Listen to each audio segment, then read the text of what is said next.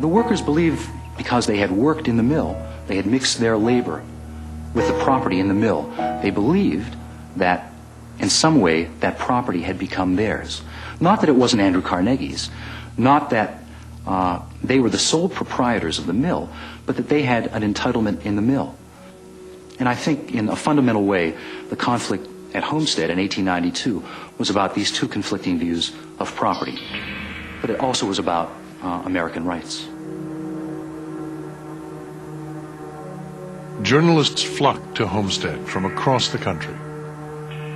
Carnegie's plants represented the future of industrial America. At stake was what role unions would play. Frick requested the sheriff to post notices saying that he intended to protect the mill. The workers tore them down.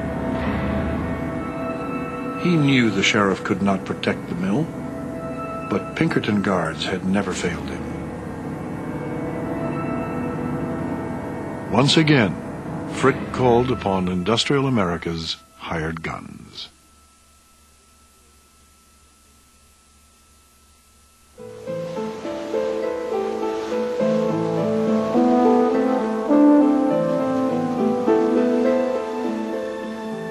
Early in the morning of July 6th, tugboats pulled two barges with 300 armed Pinkertons slowly up the Monongahela toward Homestead.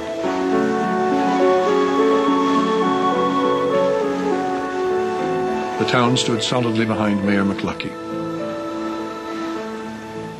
"We do not propose that Andrew Carnegie's representatives shall bulldoze us," he told the workers. "We have our homes in this town. We have our churches here and our cemeteries.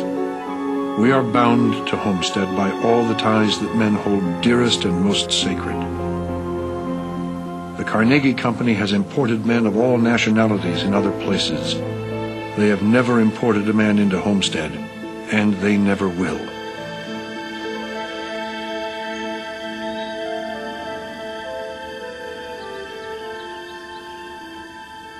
It was daylight in Scotland.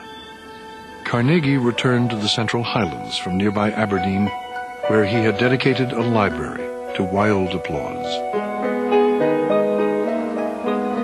He was eager to test a new fly in the trout streams.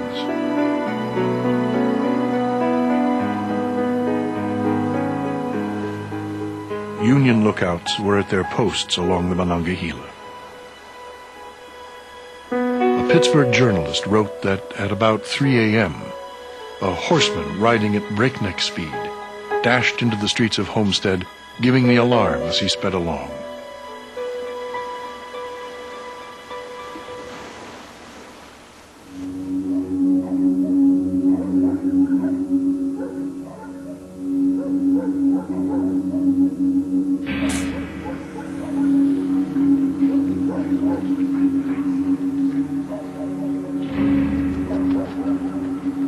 Men, women, and children burst from their homes and rushed to the banks of the Monongahela. "It is evident there is no bluffing at Homestead," the New York Times had observed. "The fight there is to be to the death."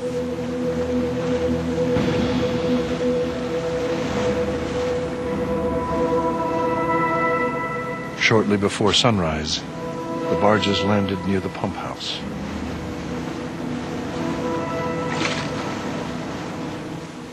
Workers begged the Pinkertons not to come ashore.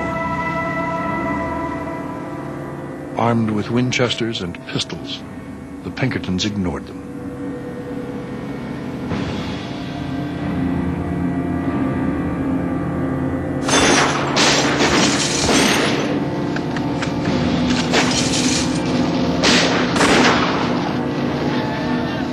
No one knows who fired the first shot. For nearly 14 hours, workers and Pinkertons traded gunfire. The strikers set a freight car on fire and rolled it down the tracks of the barges. They tried dynamite and pumped oil into the river to set it on fire.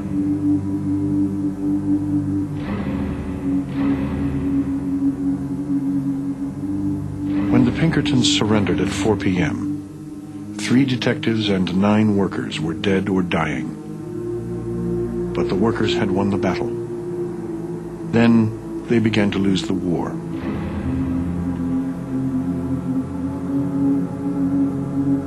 Union leaders promised safe passage but could not control the mob. Enraged workers and their wives made the Pinkertons run the gauntlet.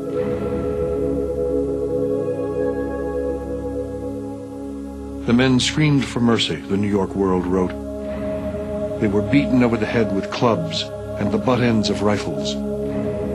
You could almost hear the skulls crack. And when they finally escaped, it was with blood in streams rushing down the backs of their heads.